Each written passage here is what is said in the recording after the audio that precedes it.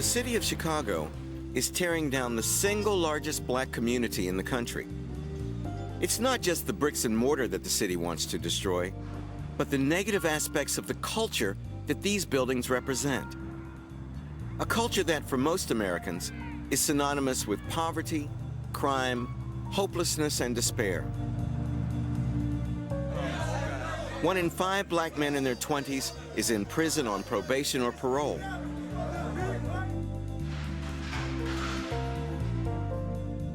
"69% of all black children are raised in a single-parent household. The average lifespan for an African-American man is 59. Only 45% of black adults are working in any given week. These statistics call to mind a third world country, not a neighborhood in America. How could we come to this? I was born and raised in the projects, but I don't live in the projects now. I live in a house. I live in a house. I don't want to be in the projects for long. I live in a house. I I moved out the projects like 6 years ago. I live in a house.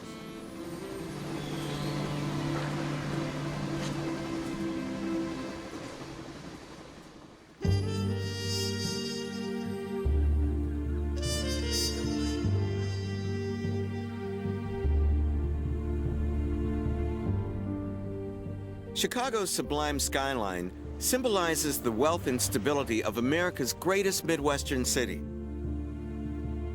The lure of this prosperity has drawn African Americans to Chicago since the beginning of the 20th century. 3 decades ago, when Dr. King was killed, most blacks in America were poor, the middle class tiny.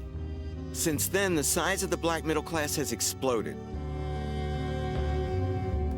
By contrast, like a parallel universe, extreme black poverty persists, seething in the shadows of the Chicago skyline.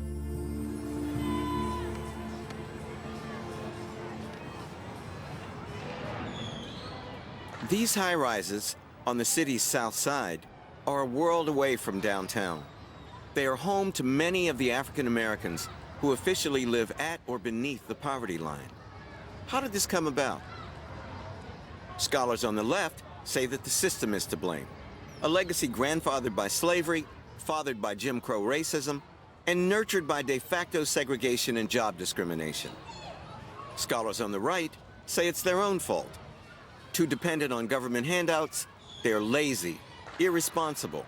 They have no self-reliance. They have decided to be poor. Stay in school, get a job, go to work. Stop blaming the white man. Neither argument satisfies me. Both ignore the human face and voice of poverty that lie behind the statistics we hear so often. I want to find some answers from the people who live here themselves. I'm beginning my journey at 4946 South State Street, one of the few remaining high-rises in the infamous Robert Taylor homes. This is one of the poorest neighborhoods in America, a microcosm of the worst social ills of the urban poor. Unable to fix it, the city decided to tear it down. On my way in, I encounter some graffiti. It's a sign. Gang signs, these children say. The 6-pointed star and the pitchforks mark the turf of the gangster disciples. In this community, gangs are a law unto themselves, instilling terror and controlling the drug trade, and even a few legitimate businesses. For the people that's dead. Yeah. How you doing? It's fine, thank you. These 2 elevators serve about 1,000 people. One's been down for several weeks, so we have no choice but to wait. With temperatures in the high 90s, it's like standing in a crowded oven. How you doing? How you doing?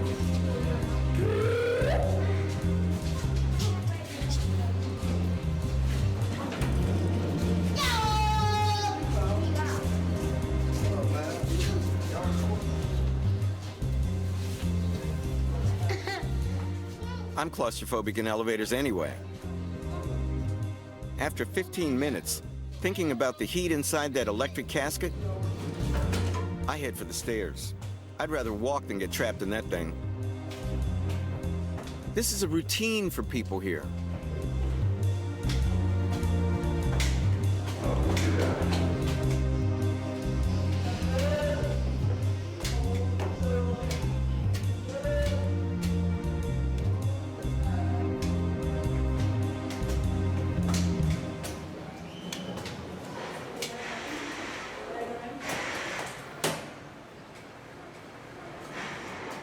The 11th floor at last.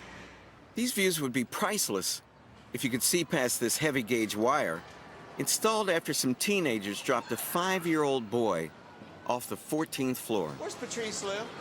I'm visiting the Massenburg family. Oh, here? Okay, They moved here in the 70s. 3 generations live here today. Mother, daughter, grandchildren. What's life like for them? I'm Skip. How you doing? Good. Can we come in? Great, thank you. Hello. Fine. I'm Skip Gates. Nice to meet you. I walked. I couldn't get the elevator. Man, this is like a Stairmaster. Total. It is. Yeah. I'm trying to get a sense of what it's like to live here. So, have you seen a change since you moved in when you were 7? No, a change for the worse. When I was 7, people they were worried, but they wasn't worried as much about their child being in the playground right in front of their own building, playing, than they are today. What are you afraid is going to happen today? What can happen in the playground? Anything can happen. Right now, somebody might be down there shooting. Shooting?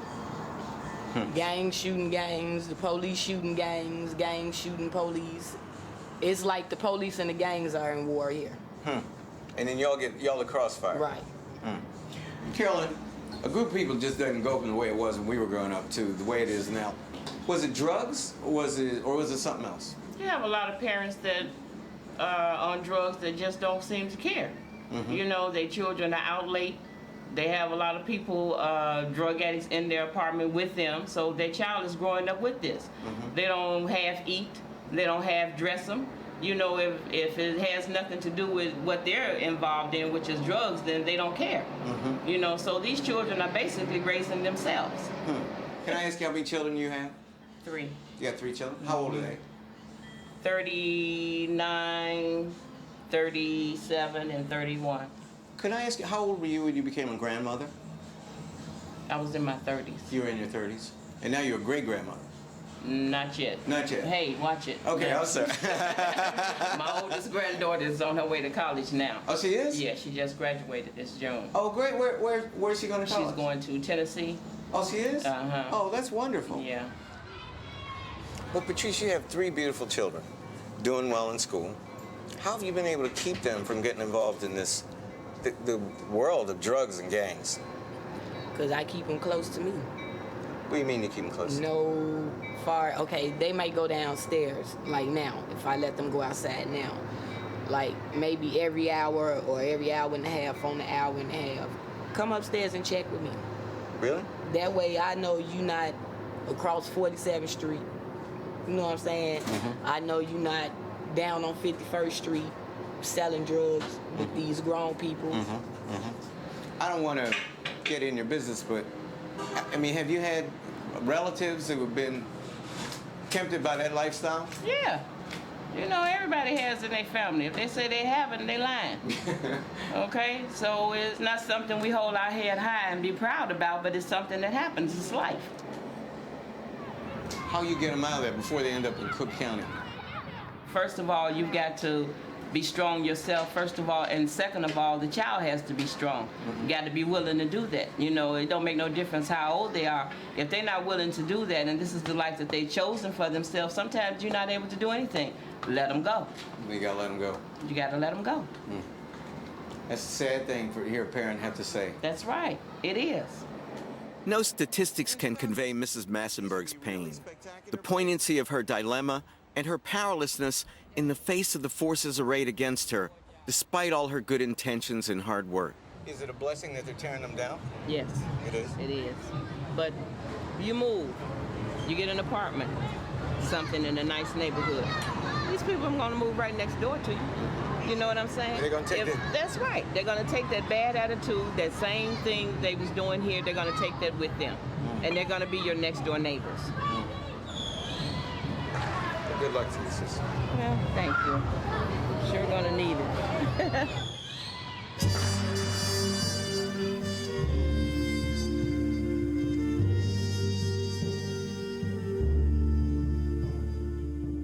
How can Mrs. Massenburg possibly keep hope alive in this looking-glass nightmare of fear and instability? In the coming years, tens of thousands of Southside residents, like her, will relocate in new buildings around the city. But the doubts linger. Where will the guns, the drugs, and the gangs relocate? Will their families be any safer? These are the Ida B. Wells homes, named for a famous black journalist and completed in 1941. Built for Southern migrants searching for the promised land during the Depression, these homes were worthy of Ida B. Wells' great name. This was once a model of public housing. Streets were swept clean, gardens well tended. People here worked. They were poor, but they didn't know it. Today, it's more of a war zone than a neighborhood. Lindell Newman is 20 years old. He's lived here all of his life, but he's determined to escape. I wondered about his chances. Hey, buddy. How long have you lived here? My sister stayed here since she was born. She's been here for 30 years. Wow. We've been, not at this building, but you know what I'm saying, we've stayed in the Ida B. Wells since, you know what I'm saying, How long has she been in this? for about 6 years, I think. We got mouse holes that doesn't get filled, which makes our house look even worse. How much does it cost to live here? Can I ask you that? About, my sister pays, I think, $3-something a month. $300 a month? Yeah, She got ripped off. yeah, so. Home should be our last refuge from the world, the place where we feel safe. Which is worse for Lindell, I wondered, coping with the living conditions inside or with the social chaos on the streets outside. It's like the spiritual says, went down to the rock to hide my face. The rock yells out, no hiding place. What do most of the people here do? Half of us don't even go downtown. We stay down the street from it. Right. And because we don't have no money, we don't have jobs around here. Half our jobs, we gotta go way out west, way out south. I got my job, I'm all the way on 76 and Racine. What do you do? I work for Popeyes, Oh, Popeyes, okay. Yeah. So what do they pay you an hour, if I can ask? $5.15. So it's like working at McDonald's. So how come all these people, I mean, I'm gonna play devil's advocate. See all these people unemployed in front of us, I guess, right? How come they don't go work at Popeyes? It's not enough. It's better than zero. Yeah, it is, but it's still not enough. You don't wanna walk down there? Okay. I make $5.15. I see about 300 every 2 weeks. So that's 600 a month. Okay. You can make about 6,000 in a day selling drugs. You could make $6,000 in a day selling drugs, and you make $600 a month. Working for Popeyes. And you can't get a better job than working for Popeyes. It's hard. I mean, most of the jobs I see, you gotta have a training already. Have you ever sold drugs? Yes. Okay, why did you get out? How'd you get out? You took the it 6,000, wasn't- banked it, invested in the stock market? No, I mean, it just wasn't me, you know. It didn't click with me. I mean, it wasn't something I wanted to do. I don't like quick cash, basically. I You don't like, I'm sorry? quick cash. Quick cash, yeah. That's cash that you have every day. No, there's always payback, man. Yeah, so, I mean, I like to work hard for my money. Are the schools letting the people in this community down, or is it their own fault? It's their own fault. I mean, It's their own fault. I see it as their own fault. They choose to, you know what I'm saying? It's your choice to do what you want to do. You can continue doing it or you cannot continue to do it. I mean, a lot of them have situations, by the time they turn 15, they got situations they can't get out of. They done already had their first trial case, their first pistol case, their first drug case by the time they 15. So that the die is cast. Yeah. It's like a circle. By the time you in high school, you say it ain't working because you don't got the patience for it. So you hit the streets, you get your first case. So when you get out of jail, ain't nobody gonna hire you. I mean, there's people out there to hire you, but it's Popeyes. Yeah. You see what I'm saying? It's Popeyes. They ain't gonna give you no managerial position. They gonna have you working on the grill for the rest of your life. Stuck. And every day you think about that $6,000 you can be making selling Yeah. drugs. And nobody thinks they're ever going to get caught. Right. Be patient and strive for it. Give me 5. On the side. In the hole. Too slow. Give me 5. On the side. In the hole. Too slow. Jump, jump, jump. Okay, give me 5. On the side. In the hole. Too slow. Bye-bye. Bye-bye. Peace.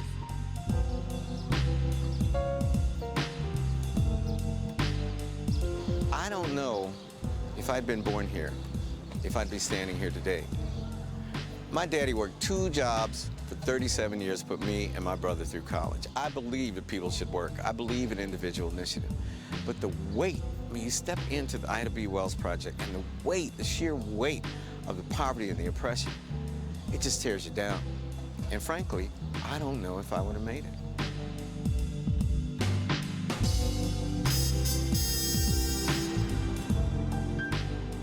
What happened to the city of refuge that our grandparents' generation sought in the North?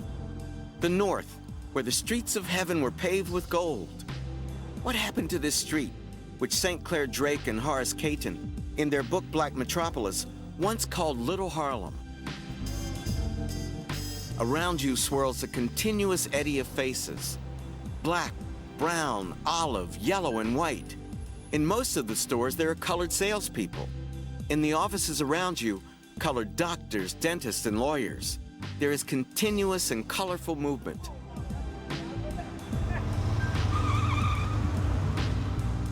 The roots of Chicago's decline can be traced to the Great Migration of the 1920s and 30s. Fleeing poverty and the repression of white racism and Jim Crow, blacks from the South flocked to Chicago. They built homes, claimed entire neighborhoods, constructed businesses. Hope was palpable. A new Black American culture was born. Historian and activist Timuel Black knows this story firsthand. Hi, Mr. Black. Yes. Hi, I'm Skip Gates. Oh, my gracious. what an honor and a pleasure. It's an honor to meet you, sir. Yes, sir. Can I come in? Certainly. Great, thank you. Very happy to have you. Wow, what a great place. It's like a Black History Museum. I pick up stuff and it keeps piling up. I'm the same way. Oh, but it's lovely. Can we sit down? Thank you, certainly. Okay. That's it. So can I ask you a personal question? Yes. How old are you? 82, December the 7th, yeah. How long have you lived at the South Side? Well, my family came to Chicago in August of 1919. No kidding. And we moved to the South Side immediately. But many of the people were from the same hometown, Birmingham, Nashville, Memphis, Little Rock, Atlanta, New Orleans. It was really a self-contained world that we were met by. These first migrants, like Mr. Black's family, aspired to a middle-class lifestyle and adapted well to Chicago's dynamic clash of ethnicities.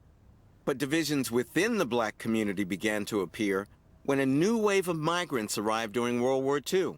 The people in the second Great Migration were mostly from the rural agricultural South. They had been isolated in these areas of the South in the cotton fields, tobacco fields. They had been denied the opportunity for education. So their reading was very, very scanty. Mm-hmm. Many times their hopes and dreams were not that big. Mm-hmm. Stylistically, they're different. Right. Walk different, talk different. Country Negroes. That's what we unfortunately labeled them as. Right. We gave them almost no help. Right. Separation was dramatic and complete. Class trumped race. The old Negroes and these newer Negroes were as different as black and white. And when housing began to be desegregated in the late 1940s, some seized their chance to escape the cramped confines of the ghetto. Those of us who could afford it immediately moved into the white neighborhood. Right. Yes, sir. And you integrated the white community. Yeah. The white community soon fled that neighborhood. Right. But we didn't care, because we had more space now. We brought our entertainment with us. We brought our jazz and, and all the good things that went with the life that we'd had on the other end. Mm-hmm. And now we could brag that we live in a better neighborhood. So that separation immediately took away the knowledge, the experience. Then another thing happens. When the new migrants in the second Great Migration come, there were quite a few jobs for them. But then the jobs began to go away because the jobs began to go to the suburbs or just go out of business, go somewhere else, like the stockyards. the new migrants plummeted almost immediately. I had come back by that time, and I was teaching school. I noticed the difference in attitudes towards education. Really? I noticed the difference in attendance. So the way you describe it, Mr. Black, it's like two streams that just start to diverge.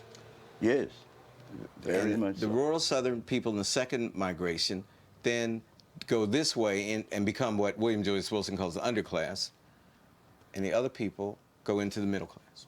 That's what happened. That's a good description. To keep this population contained, the idea came up to build more public housing. Like the Robert Taylor home. Then we began, very much like the Robert Taylor home. That's the early high-rise. 60s, right? That's 1962. This is becoming in the 60s, yeah. Right. And so the concentration of poverty and problems became intensified and greater. And you began to get 3 generations living in the same building or adjacent to one another, feeding on each other's misery. And one of the things they felt, some of them felt, is to have more children was to get more money from the welfare. Right. And most of them, again, remember, came from the rural, their backgrounds are rural South, where children were considered a part of a responsibility. They were an asset there. They're a liability here. They could slop the hogs, they could milk the cows, you know, They gather could the do eggs, things. pick cotton. That tradition still exists because it has not been erased. But how are we going to change that, Mr. Black? I think It's we have- killing our people. We have to get young men and young women who came out of those environments, who are willing to go back into those environments and do some mentoring and do some lecturing and do some real school. What I have found, however, is that once most of those young men and women escape that environment, they never want to go back again. They never want to go back. They've escaped, they never want to return to that pain.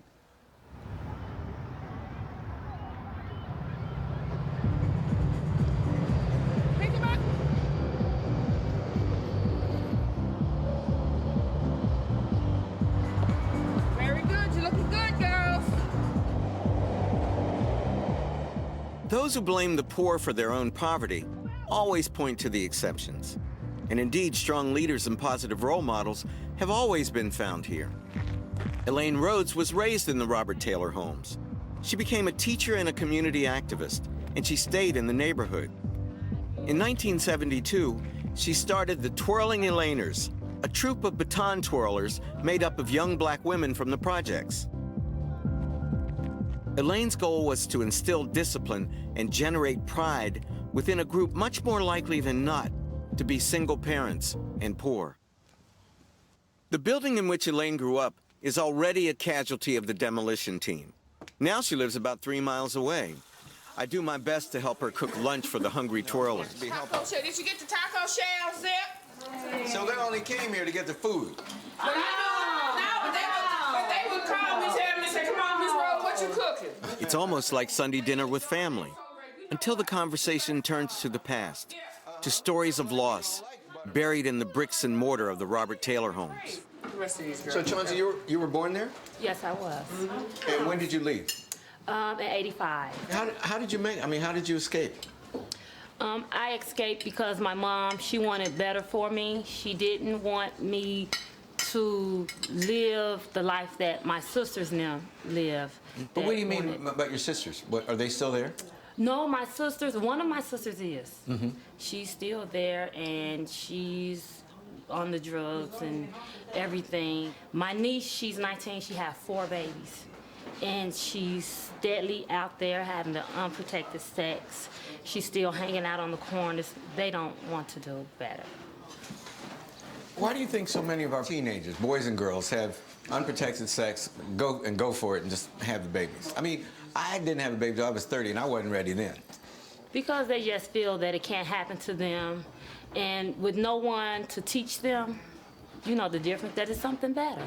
You know, they just don't know.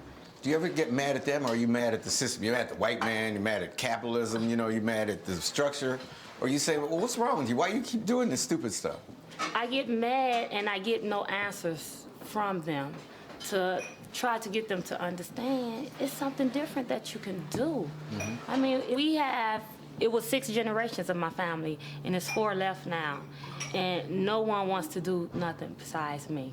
I'm the one that's trying to break the cycle. And it's hard because I don't have the knowledge that will really get me going to get out of it. So I'm still struggling to this day, but I know I want better.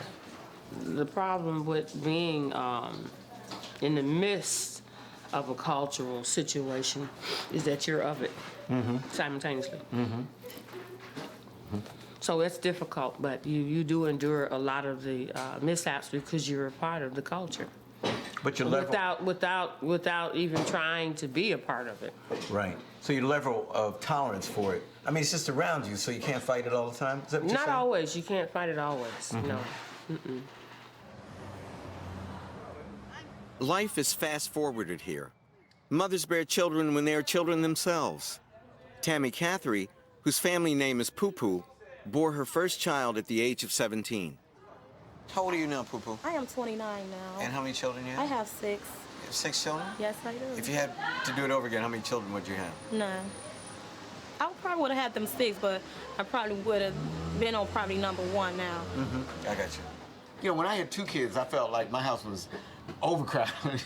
And I think about you having 6, and I just wonder, did you want to keep having children? Just, I want you to help me understand, that's all. Well,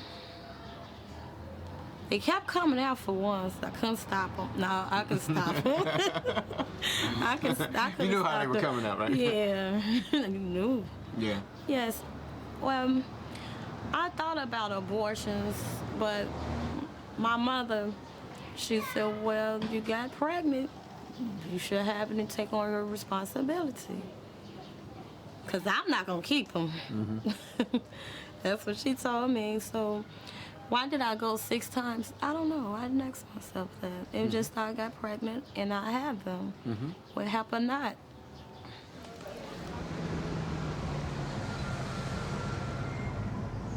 One, 2, 3, 4, kick back. 1, 2, 3, 4, kick back.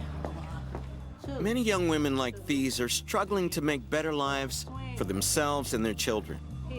But in households in which black men scarcely feature, where are their brothers, their fathers, their husbands and lovers? 1 in 5 is likely to be in prison, on probation or parole. And for many of them, the first stop is here. This is the Cook County Jail. If you're arrested in Chicago, this is where you're held until your trial date is set. It's bigger than many Illinois towns with more than 11,000 inmates, 3/4 of whom are black. It's almost as black as Chicago's South Side, like a perverse vocational school replacing the public school system.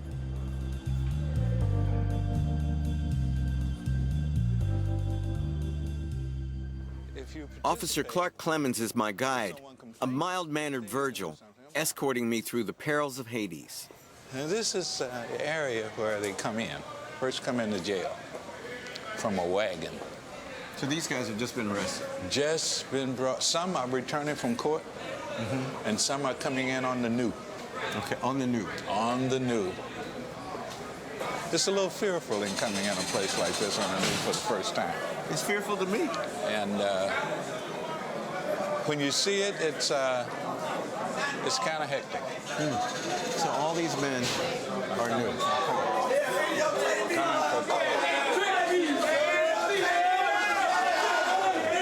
See what I mean when I say different? They're coming in. Different than the old guys.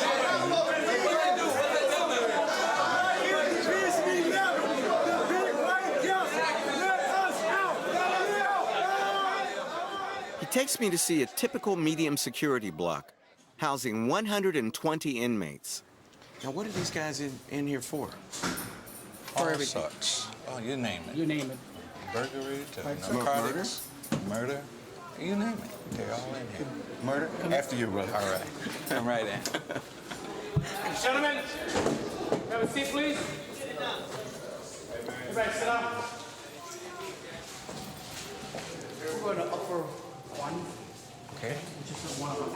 Right this way, gentlemen. Okay, thanks. Thanks, fellas. Yeah, how you doing?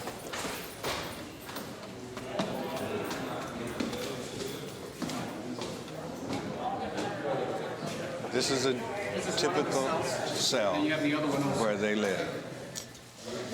Step right in. Okay.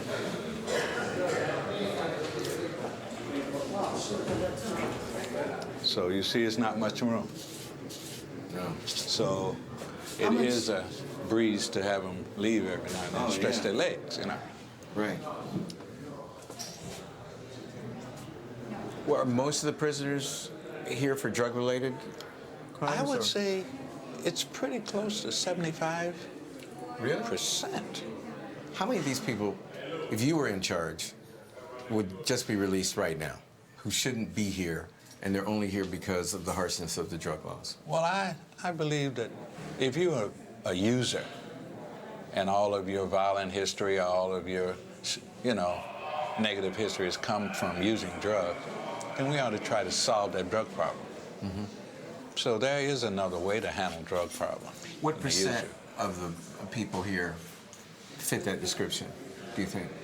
I mean, really? Users? Yeah, who are suffering from an illness which should be cured somewhere else. I would say over 60%. 60%? Mm-hmm. So we could, just like that. Yeah.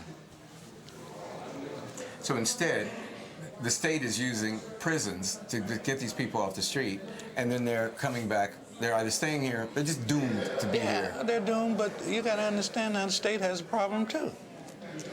When a person commits a crime, we, the public, are the first one to say, put them in jail.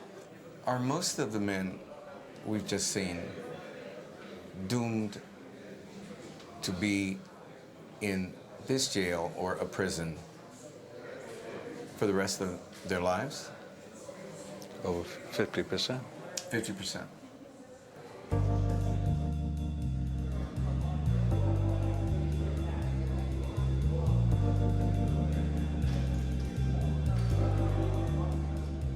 If this is not cruel and unusual punishment, then I don't know what is. The clang of the cell door must trigger a living nightmare for these men. Most of them stay here between 2 and 8 years, often graduating to prison to do more time. Even if released, many end up back here, starting the process all over again. Why would anyone do anything to return to this hellhole? I wanted to ask one of the inmates themselves. Officer Clemens introduced me to 36-year-old Eric Edwards.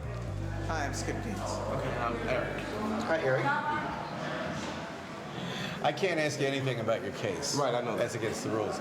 But I'd like to know about your background. I mean, are you from Chicago? Yes, born from Chicago. Have you been here before? Yes, on a few occasions. Really? Yeah. How come you keep coming back? I mean, what happens to get you back here? Well, it's a mixture of things. Previously, the things that brought me here was because it's easy for me to, say, sell drugs than to go get a job. I make money faster that way. I mean, that's basically why I kept coming back to jail, or using drugs and doing things to get drugs. So, why didn't you do your homework, learn the ABCs, learn the math tables, decide if you want to go to college? I mean, it might sound like a stupid question, no, but... that's not a stupid question. That's a very realistic question, but you have to understand something. Where I'm from, school, okay, yeah, school is cool, but you was considered a nerd, professor. I'm kidding you, for real. You was considered a nerd, you know what I mean? See, as a child, most African-American men, they stand in the mirror and try to emulate something that they see growing up. If I would sing like, let's say, a fireman every day, which they were, not saying that they wasn't firemen, but they wasn't around in my neighborhood, I wouldn't actually wake up in the morning and come outside to play and see a fireman on his way to work, or see a policeman on the way to work. I'd see a drug dealer. I'd see someone stealing something. I'd see someone fighting. I'd see someone arguing. And when I looked to see where my father was, he wasn't there. It was just my mother. Because most of us black males growing up in the neighborhood, we don't have fathers. Our fathers are either ran off or they own drugs or they here. Were you a member of the gang outside? Of course I was. Okay, so how did the gang structure work, both inside prison and outside? The same way. Can the gangs influence, can you get drugs in here? Come on, man, of course they can. This is jail. Just because you Of course in jail, they can as a judge. right? I mean, just because you in jail don't mean that, you know what I'm saying, is everything that stopped. The only thing you can't do that's actually normal is drive a car and have sex with a woman. That's it. The rest of that stuff you can get. It's here. You are going to get out of here, right? Yes, of course. Okay. I'll probably not get out of here. I'll probably have to do some time. I don't know. But in any event, yes, I'm not going to be gone for no long time. Okay, so if you do some time, you'll go to maximum security prison someplace else. Yeah. Then you get out. Yeah. God willing. Yeah. Let's hope you get out. Yeah. Then what are you going to do, man? Are you going to be back here 6 months after you got out? Now, see, that's the strange thing. Now, it's funny you should ask me that question because that's what I think about now, more so than I did the previous times I was here. Because I was a kid, I wasn't really thinking about it, I was having fun, but now I'm in the mindset where I say to myself, I really don't want and can't come back to this place. You know what I mean? You said you were having fun. You mean coming back in here was having fun? Man, yeah, actually, when I was a kid, yeah, it was cool. You get back on the street, they was like, man, you was in the county jail, yeah, so you was like a celebrity. You know what I mean? I'm serious. You know, then did you have a fight? You know, they ask you stuff like that. But now, it then all went downhill. I'm getting old. I got children. I have responsibilities now. Now I'm beginning what I thought was making me a man was making me feel less than a man. Can you read? Of course I can read. And you can write? Yes. But how about the other guys? No, you have some guys in here that can't read past go. You have some guys that can't read at all. And it's a shame because some of them don't ask for help, and then you have some that do. I just feel for the ones that don't. That's another problem that African American men have. We don't know how to ask for help. We feel that it makes us weak or inferior. But now we need things like teaching people how to fill out applications, and even just to hold a conversation like you and I are having right now. You know, without slang or without offending the person that you're talking to, especially when you desire something from him and he's in a position to help you. You got guys that don't even know how to communicate those simple skills. You know what I mean? If you were Jesse Jackson or in charge of the black community, and you name one thing that would change the system for black people to keep the crime level down, to keep people from going astray. Make everything free. No, I'm just kidding. I'm just kidding. And they tried that, it was called Russia. Right. No, I'm just China. kidding. I'm just kidding. No, actually, I would, like I said, the people that live in the community are actually their own problems. See, when a person, like, say I go back to my community, you know what I'm saying? I could become a professor. Sure. I move out of the neighborhood. You could become a professor. I know I could, but I would leave out the neighborhood. I wouldn't stay in the neighborhood. So who's left in our neighborhoods? If the professor's not living there, like I said, if the police officers are not living there, you know what I'm saying? If I was Jesse Jackson, I would encourage everybody that's in the neighborhood who's working on something to grab a person that they feel need help and take that person and show them and teach them and give them certain avenues. But what about the schools? I couldn't wait to get to school. I love school. What was school like for you? Well, actually, school was like shooting dice, smoking weed in the bathroom for me. I'm gonna keep it real with you. That's what school was like for me. That's what I went to school to do. I didn't go to school to sit up in the class. I mean, yes, I could read, I could write, and I thought that's all I needed. You know, but when I pass the bathroom, I hear the music, I go in the bathroom. It's like I should go to class, but now I'm gonna go in the bathroom because I know that's where it's happening at. When did school start being like that? From the first grade, the fifth grade, the eighth grade? No, high school. High school. Because when you're in grade school, man, this is like you said, school is, man, I want to go to school because I like the girl that sit behind me. Right. Or then I left that part out. In my case, well, I ain't gonna leave that. In my case, I was crazy about my teacher. Every word she said, I just hung on to it like, yeah. You know what I mean? So but after 8th grade, you know, it kind of like, you know, you kind of like think that you're a man then. You don't want to listen to your mom, and everything you do and everything you see, like I said, is in your neighborhood. That's when the gangs kick in. Yeah, that's when the gangs kick in. Did it ever occur to you that once you joined these gangs that you were going to end up here? It was just a matter of time. Or did you think you could beat the system? I thought I could beat the system. I thought I'd never get caught. Because I never thought of repercussions behind anything that I'd done. We never do. None of us ever do. Thank you, brother. God bless you. Yeah, you too. Luck. Okay? Okay. Take care. All right. Eric is so sharp and quick and witty. In another world, he could have been a successful entrepreneur, a lawyer, or a doctor. Instead, he has been in and out of jail for the better part of his life.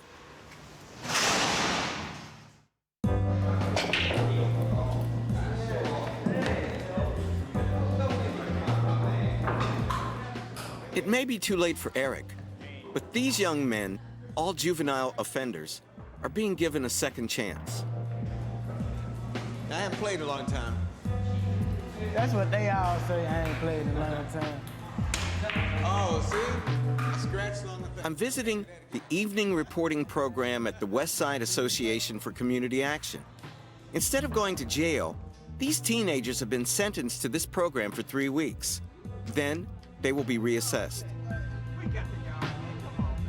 Gang rivalries disappear here, replaced by counseling, tutoring with homework, recreation, socializing, nurturing. Oh, man. We was on that tape, I would have been one. Where can I make it? Marlon Marshall is 17. He entered the program after he was arrested for dealing drugs. You think I can cut it? I could. Oh, that's a challenge. All right, I'm gonna cut it. Oh. At what age did you get involved with the gang? When I started selling drugs, 13. You were 13? Were you selling coke or Both. weed? Coke, dope, weed. So dope is heroin? Yeah. Okay. And how much would you make a day? About 500, 600. At the age of 13. Man, what'd you do with all that money? Man, smoking, drinking. You know, I had a couple of cars. You did? Yeah. But you didn't have any license. Nah. You had a couple cars. Did you steal the cars or buy the cars? Bad. I can't, man. I don't know how to steal no car. How does a 13-year-old buy a car? Off the streets. If you got the money, you can buy anything. Really? Yeah. Cash money? Cash money. Where would you keep your money? In my house.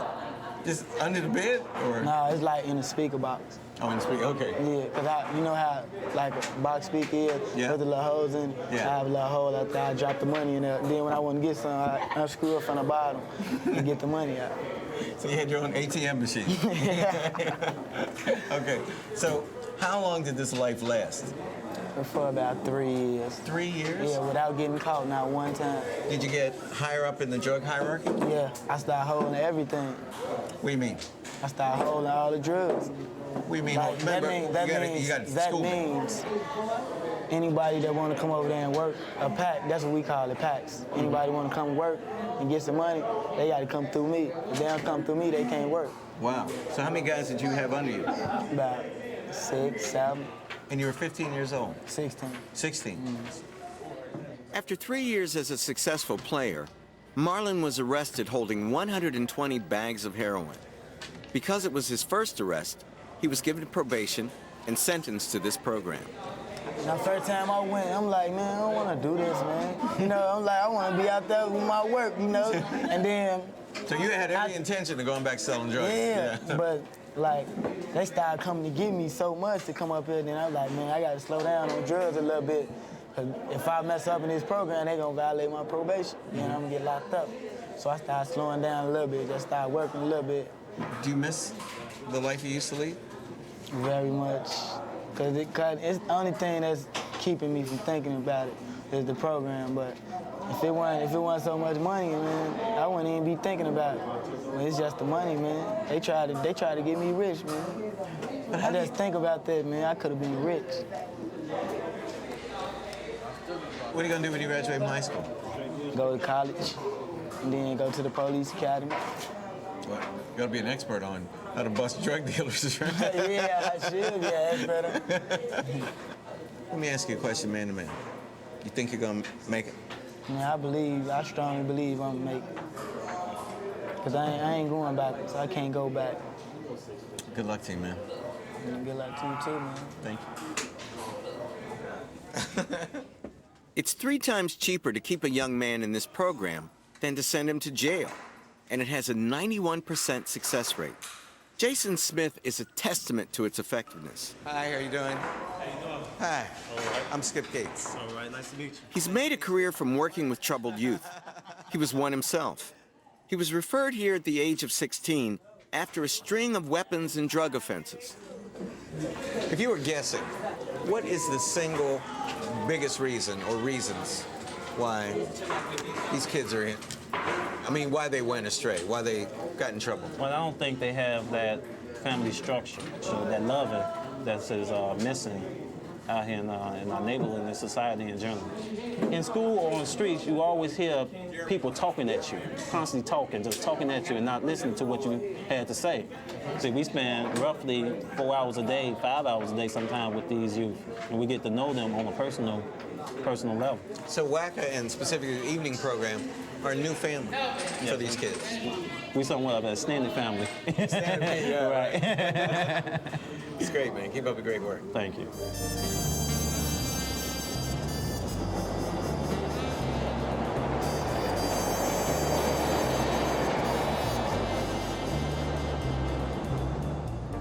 Everyone I've spoken to here has pointed to the same reasons that people get caught in an inescapable downward spiral. Drugs, gangs, teenage pregnancy, white racism, instant gratification. A concerted assault on all of these problems, both inside and outside the black community, is the only way to stop the rot in our inner cities. It seems intolerable that anyone should be forced to live like this in the 21st century, and yet we seem numb to it.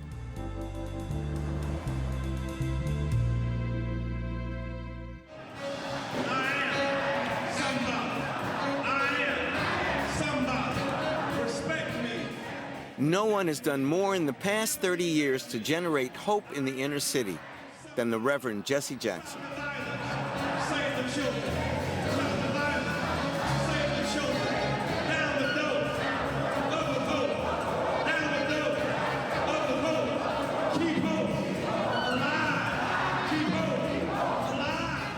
Jesse's message is filtering through.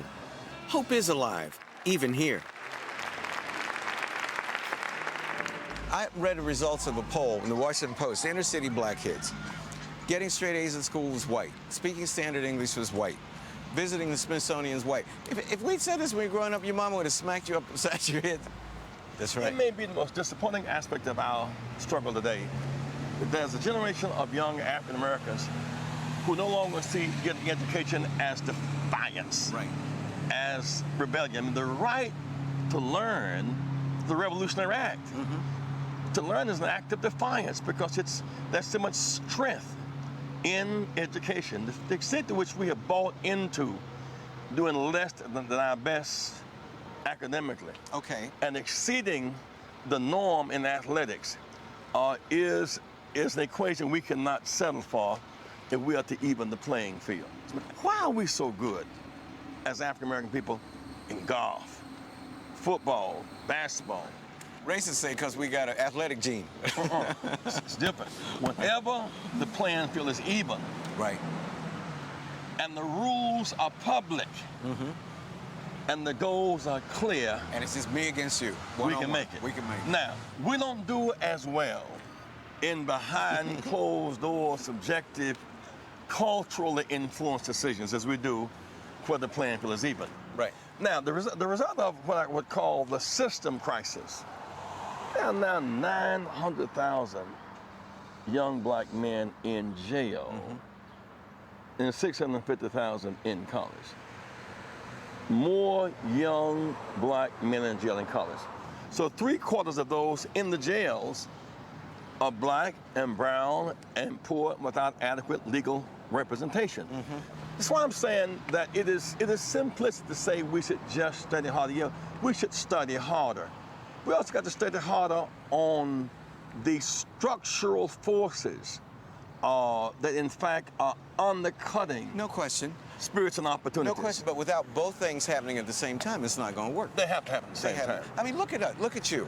How did you make it? I mean, you grew up against the odds. You were not born in ideal circumstances. You've talked to me about this. You've written about it. You make speeches about it. We lived in legal segregation, but I did have an infrastructure of support. Parents, teachers with high expectations. Now, these same teachers, I might add, who taught us on Monday through Friday, also shopped at the same grocery store as our parents. Right. They also went to the same church.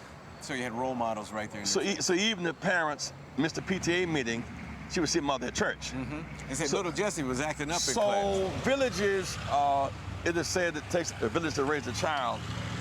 Well, sick villages raise sick children. Right. The combination of poor education, poverty, prisons, and low ambitions? There's a culture. Right. It's not natural about it, it's cultural.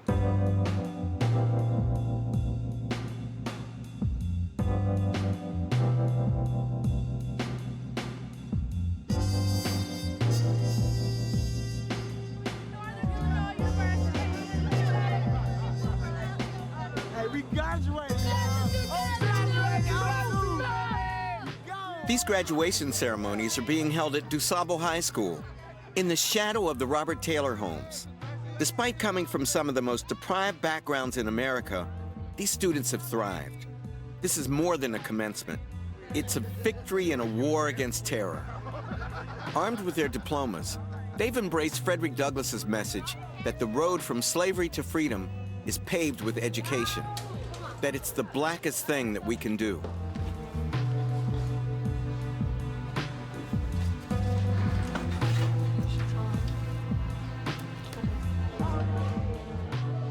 Walking through DuSable's Hall of Fame, I see politicians, scientists, entertainers, and community leaders.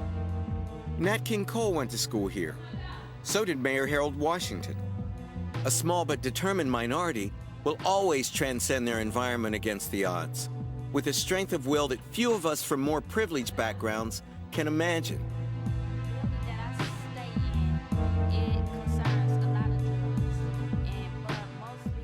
But how much hope do today's students feel about their future? Do you all believe that you can make it in this society? Yes, sir. Yes. You do? I can make it. Yes, you can make it. Yes. Both my parents are incarcerated, and I didn't achieve a lot of stuff without them being around. With me living with my grandparents and having 3 sisters and stuff, and having to maintain and take care of them and stay in school and stuff. I know you can do it if you have support in some things and are strong enough to be able to take on drama and trauma and stuff like that. I think all you have to have to make one ultimate decision in your life, and that's that you're going to succeed, and things just kind of fall in place. And I've made that decision a long time ago, and there's been obstacles and all sorts of things that's been in the way, but I've just been driven.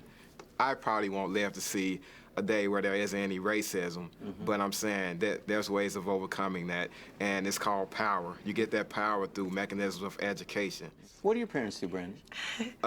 My father, there's no idea. My mother is a homemaker. She's raised me for 18 years in a Robert Taylor Homes facility. Are you going to be moving soon? She will be moving soon. I'm off to college in the fall. Okay, where are you going to college? University of Iowa. Hey, go ahead, brother. Congratulations. Amen. What do you think it would matter if we had more rich black people, successful black people living around this neighborhood, living around the Robert Taylor homes? You know, if you could see them every day. Would that matter to you? Right, yeah, that would matter. It's like unbelievable how many people that were famous that came from the school that I didn't even know about. It's amazing when I passed that wall of the Hall of Fame. I couldn't believe it. They haven't came back and told us, you know, yeah, I came from here, you know what I'm saying? My child will not be raised across the street in 49, 46, you know what I'm saying? Because I know... That's in the Robert Taylor home, 49, That's the Robert Taylor home. I know that, you know what I'm saying, drugs was still here.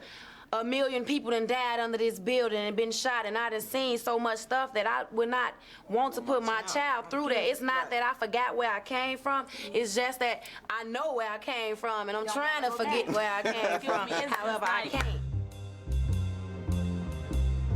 Racism, economic discrimination, poor medical facilities, substandard schools, drugs, crime, violence. Beyond the bricks and mortar, these are the forces still alive and well in the ghetto. What separates the graduates at DuSable from the vocational students at the Cook County Jail? When we figure that out, we can bottle and sell it. Can a different culture flourish here, where the hopes and dreams of each individual have a chance to grow? Only if we destroy the racism and job discrimination that curtail the possibilities of the people who live here. But also only if each person here pursues education and defers gratification, can we too claim our stake in the American dream. Next time on America Beyond the Color Line. I had a hit record. Wow. I was a success. That was it. That was it. Yeah. For the first time in history, Black Americans are reaching heights that just a few years ago would have been unimaginable. I'm heading to the East Coast to meet some of our most phenomenal success stories. As Bill Cosby used to say, I brought you into this world, and I'll take you out. What does their success mean for Black America as a whole? I want to be a grandmaster.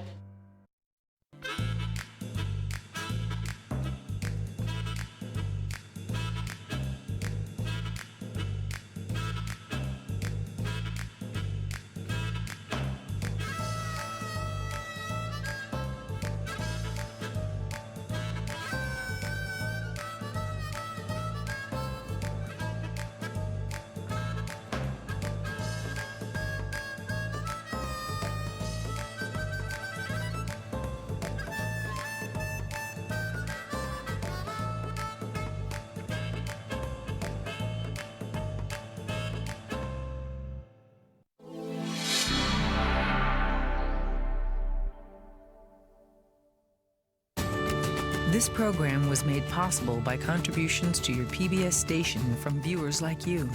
Thank you.